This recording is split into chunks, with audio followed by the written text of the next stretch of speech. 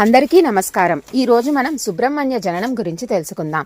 శివపార్వతుల కళ్యాణానంతరం పార్వతీ అమ్మవారితో కలిసి పరమశివుడు కైలాసంలో 1000 దివ్య సంవత్సరాలు శృంగార లీలా కలోత్సాల హృదయులై క్రీడిస్తూ గడుపుతున్నారు. అది ఆది దంపతుల ఆనంద నిలయంగా లోకాలన్నింటికీ ఆదర్శవంతమై ఉన్నది. సమస్త దేవతాగణములు సాధు పుంగవులు తారకాసురుడు పెడుతున్న బాధలు భరింపలేకుండా ఉన్నారు. తారకాసురుడు బ్రహ్మగారి నుండి పొందిన వరమేమనగా పరమశివుని వీర్యానికి జన్మించిన వాడి చేతిలోనే తాను సంహరించబడాలి అని. శివుడు అంటే కామాన్ని గెలిచినవాడు. ఆయన ఎప్పుడూ తనలో తానే రమిస్తూ ఆత్మస్థితిలో ఉంటాడు కదా, ఆయనకి పుత్రుడు ఎలా కలుగుతాడులే అనుకొని తారకాసురుడు దేవతలందరినీ బాధ పెడుతున్నాడు.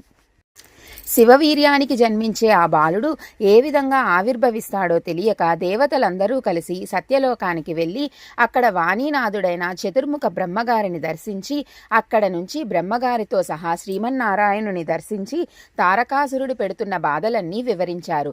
అప్పుడు స్థితికారుడైన శ్రీ మహావిష్ణువు ఇలా అన్నారు: బ్రహ్మాది దేవతలారా, మీ కష్టాలు త్వరలో తీరుతాయి. మీరు కొంతకాలం క్షమాగుణంతో ఓపిక పట్టండి అని ఓదార్చారు. దేవతలంతా పరమశివుని తేజస్సు అమ్మవారి యందు నిక్షిప్తమైతే వచ్చే శక్తిని మనం తట్టుకోగలమా అని ఒక వెర్రి ఆలోచన చేసి కైలాసానికి పయనమయ్యారు. అక్కడికి వెళ్ళి పరమశివ పార్వతీ అమ్మవారి క్రీడా భవన ముఖ ద్వారం దగ్గర నిలబడి, దేవాదిదేవ ప్రభు మహా అర్తులము, నీ కరుణా కటాక్షంతో మమ్మల్ని రక్షించు, తారకాసురుని బాధల నుండి కాపాడమని, మీ యొక్క తేజస్సుని అమ్మవారిలో నిక్షిప్తం చేయవద్దు అని ప్రార్థిస్తారు. భక్తవ శంకరుడు అయిన పరమశివుడు పార్వతీ అమ్మవారితో సంతోషంగా గడుపుతున్నవాడు. దేవతల ఆర్తనాదాలను విన్నవాడై బయటికి వచ్చాడు. దేవతల ప్రార్థన విన్న శంకరుడు, ఇప్పటికే నా తేజస్సు హృదయ స్థానము నుండి విడివడింది కాబట్టి నా తేజస్సుని భరించగలిగిన వారు ముందుకు రండి అని చెప్పారు. పరమశివుని తేజస్సు అమ్మవారు పొంది తాను మాతృమూర్తిని అయ్యే అవకాశాన్ని దేవతల యొక్క తొందరపాటుతనంతో దూరం చేసినందుకు గాను అప్పుడు అమ్మవారు ఆగ్రహం చెందినదై నాకు సంతానం కలగకుండా అడ్డుకున్నారు కనుక ఇక మీదట దేవతలెవ్వరికీ సంతానం కలుగదు అని దేవతలందరినీ శపిస్తుంది. అందుకే అప్పటి నుంచి దేవతల సంఖ్య పెరుగదు, కేవలం 33 కోట్ల మంది అంతే. అప్పుడు దేవతలందరి ప్రార్థన మీద హవ్యవాహనుడు ఆ శివతేజాన్ని తాను స్వీకరిస్తాడు. తీసుకోవడం అయితే తీసుకున్నాడు, కానీ శివుని తేజస్సుని ధరించడం అంటే అంత తేలిక? అంతటా అగ్నిదేవుడు ఆ తేజస్సు యొక్క తాపాన్ని తట్టుకోలేకపోయాడు. అప్పుడు శివుని ఆజ్ఞ మేరకు అగ్నిదేవుడు ఆ శివ తేజస్సుని భూమాతలో ప్రవేశపెడతాడు. అంతటి తేజస్సును భరించలేక భూమాత కూడా వెళ్ళి గంగామాతని ప్రార్థిస్తుంది. అప్పుడు గంగా అమ్మవారు ఆ శివతేజాన్ని స్వీకరిస్తుంది. అంతటి గంగానది కూడా ఆ తాపాన్ని తట్టుకోలేక కైలాస శిఖరాల దగ్గరలో ఉన్న శరవణము అనే రెల్లు పొదల తటాకంలో విడిచిపెడుతుంది. ఆ రెల్లు పొదల తటాకం నుండి 6 ముఖాలతో 12 చేతులతో దివ్య మంగళ స్వరూపుడై మార్గశీర్ష శుక్ల షష్ఠి నాడు ఒక బాలుడు ఉద్భవించాడు. ఆయనే సుబ్రహ్మణ్యేశ్వర స్వామివారు. ఆయన పుట్టగానే 6 కృత్తికా నక్షత్రాలు వచ్చి వారి స్తన్యమిచ్చాయి కాబట్టి స్వామివారికి కార్తికేయ అని, పుట్టగానే 6 ముఖాలతో ఉండడం వలన స్వామికి ఆరుముగన్ అని, షణ్ముఖ అని నామం వచ్చింది. షణ్ముఖుడు పుట్టగానే దేవతలు ఆ బాలునిపై పుష్పవర్షము కురిపించారు. దేవదుందుబిలు మ్రోగించారు. దేవతలందరూ పరమానంద భరితులయ్యారు. శరవణ అనే తటాకము నుండి ఉద్భవించిన కారణంగా స్వామికి శరవణ భవ అని నామం వచ్చింది. ఇంతలో గంగమ్మ కూడా వచ్చి, కొంతసేపు నేను కూడా శివతేజాన్ని భరించాను కాబట్టి నాకు కూడా కుమారుడే అని చెప్పింది. అప్పటి నుంచి స్వామికి గాంగేయ అని నామం వచ్చింది. అలాగే అగ్నిదేవుడు కూడా చెప్పడంతో వహ్నిగర్భ, అగ్ని సంభవ అనే నామాలు కూడా వచ్చాయి. దేవతలను రక్షించడం కోసం శివుని నుండి స్ఖలనమై వచ్చాడు కాబట్టి స్వామికి స్కంద అనే నామం వచ్చింది. అలాగే క్రౌంచ పర్వతాన్ని భేదించడం వలన క్రౌంచధారణుడు అని పిలువబడ్డాడు.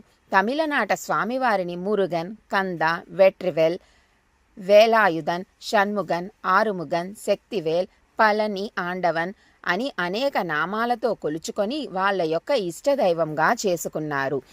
సరే, ఇంతమందికి పుత్రుడైనాడు, మరి మన జగన్మాత పార్వతీమాతకు సుబ్రహ్మణ్యుడు ఎలా పుత్రుడైనాడు అని అడిగితే, త్రిపుర రహస్యంలో మహాత్మ్య ఖండంలో బ్రహ్మగారి మానస పుత్రుడైన సనత్కుమారుడే సుబ్రహ్మణ్యుడిగా వచ్చారని చెప్పబడింది. ఒకరోజు సనత్కుమారుడు తపస్సు చేసుకుంటూ ఉండగా శివపార్వతులు ఆయన తపస్సుకి మెచ్చి ప్రత్యక్షమవుతారు. నీకు వరం ఇస్తాము, కోరుకోమంటారు శివుడు. అప్పుడు అద్వైత స్థాయిలో బ్రహ్మానందం అనుభవిస్తున్న సనత్కుమారుడు, నాకు వరం అక్కర్లేదు, ఇవ్వడానికి నువ్వొకడివి నేనొకడిని అని ఉంటేగా నువ్వు ఇచ్చేది, ఉన్నది అంతా ఒకటే కాబట్టి నాకే వరము అవసరం లేదు అని చెప్తాడు. అప్పుడు శంకరుడు ఆగ్రహం చెందినట్లుగా, వరం ఇస్తాను అంటే వద్దంటావా, శపిస్తాను అంటాడు. అప్పుడు సనత్కుమారుడు, వరము శాపము అని మళ్ళీ రెండు ఉన్నాయా?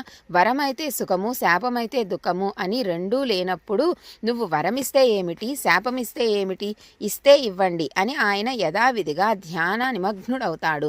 అప్పుడు అతని తపస్సుకి మెచ్చిన శంకరుడు, సరే నేనే నిన్ను ఒక వరం అడుగుతాను అంటే ఏమి కావాలి అని అడుగుతాడు. అప్పుడు శంకరుడు, మాకు పుత్రుడిగా జన్మించమని కోరుతాడు. దానికి సనత్కుమారుడు శంకరుడితో, నేను నీకు మాత్రమే కుమారుడిగా వస్తాను అని చెప్తాడు. ఇదంతా వింటున్న పార్వతీ అమ్మవారు ఒక్కసారి ఉలిక్కిపడి, ఇదేమిటి, శంకరుడికి పుత్రుడిగా వస్తాననడం ఏమిటి, నీకు మాత్రమే అని అంటున్నావు అని అడిగితే, అప్పుడు సనత్కుమారుడు చెప్తాడు, శివుడు వరం అడిగితే అవునన్నాను, కానీ కోరి కోరి మళ్ళీ గర్భవాసం చేసి యోని సంభవుడిగా రానమ్మా, నన్ను క్షమించు అని చెప్తాడు. నీ కోరిక నెరవేరడానికి ఒకనాడు నీవు మోహిని అవతారంలో ఉన్నప్పుడు కైలాస పర్వత సమీపములో జలరూపంలో నీ అవతారం ముగించావు. ఆ జలం ఎక్కడైతే ఉన్నదో అదే తటాకము నుండి నేను ఉద్భవిస్తాను, కాబట్టి నేను నీకు కూడా కుమారుడినే అని చెప్పి నమస్కరిస్తాడు. సుబ్రహ్మణ్యుడు అనే నామం ఎలా వచ్చింది అంటే, ఒకనాడు బ్రహ్మగారికి మరియు పరమశివునికి కూడా ప్రణవార్థం బోధించినవాడు కాబట్టి స్వామి సుబ్రహ్మణ్య అంటే బ్రహ్మజ్ఞాని అని పిలువబడ్డాడు. అంతేకాదు, పుత్రాదిచ్చేత్ పరాజయం అని చెప్పినట్లుగా శంకరుడు కుమారుని నుండి ప్రణవార్థం విన్నాడు కాబట్టి శివగురు లేదా స్వామినాథ అనే నామం కూడా ఉంది. సుబ్రహ్మణ్య స్వామివారిని మన ఆంధ్రదేశంలో సుబ్బారాయుడుగా పూజిస్తారు. బాలుడిగా ఉండేవాడు, కుత్సితులను సంహరించేవాడు, మన్మధుని వలె అందముగా ఉండేవాడు అని కుమారస్వామి అనే నామం వచ్చింది. అసలు లోకంలో కుమార అనే శబ్దం కానీ అలాగే స్వామి అనే శబ్దం కానీ సుబ్రహ్మణ్యుడికే చెందినవి. అలాగే స్వామివారికి గల అనేక నామాలలో గురుగుహ అనే నామం కూడా ఉంది. గురుగుహ అంటే ఇక్కడే మన హృదయ గుహలలో కొలువై ఉన్న గురుస్వరూపము. సుబ్రహ్మణ్యుడు సాక్షాత్తు శంకరుడికే బోధించిన గురుస్వరూపము. ఓం శం శరవణ భవాయ నమః.